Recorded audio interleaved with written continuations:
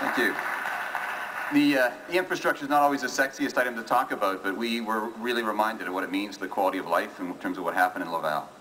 And we understand it is something that Liberals have to dig down and provide for. It's the choice of how to make sure we're competitive.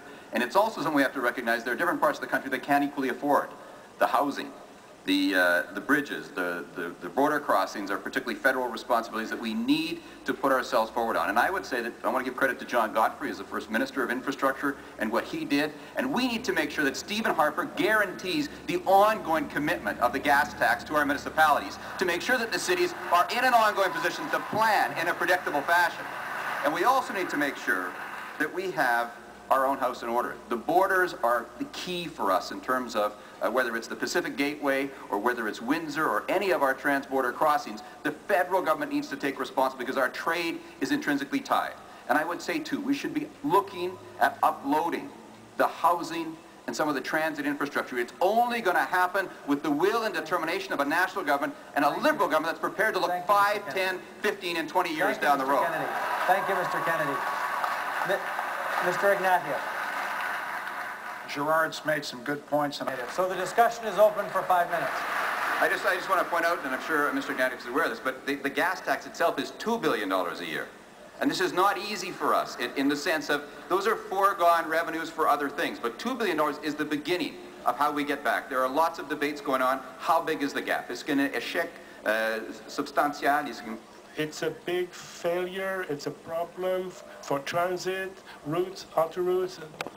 What's there? What we need to do for our municipal partners is make it predictable. So we need on this stage to agree that there's going to be a permanent gas tax. We need to then look at what else we're going to put forward in terms of strategic investments. The Pacific Gateway, for example, seems like a long way from Toronto, but Mr. Harper cut 90% of the funding away from that. And we need to stand in Toronto in support of British Columbia because we need here to be working together. It's time for this party to take a pan-Canadian perspective on how our economy is going to move forward in a global competition.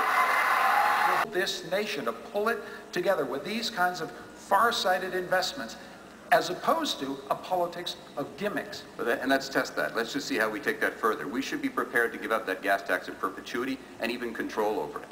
We should not be trying to get political credit for it. And what we should be doing instead is looking to see how we can get effectiveness. The new liberalism can't just be about giving money, whether it's $1 billion or $2 billion. It has to be about getting results for Canadians. And I want to give credit to Mr. Godfrey. He got a start on that. But an enterprising liberalism would guarantee people that if we're putting something in place, it does pay off. It has those health implications. It has the implications for our economy. But we're going to take responsibility for that. We're not going to go around and cut ribbons and cut checks. We're actually going to show Canadians that this harder to understand but essentially important investment in infrastructure has to take place, or bridges fall down and a country doesn't grow.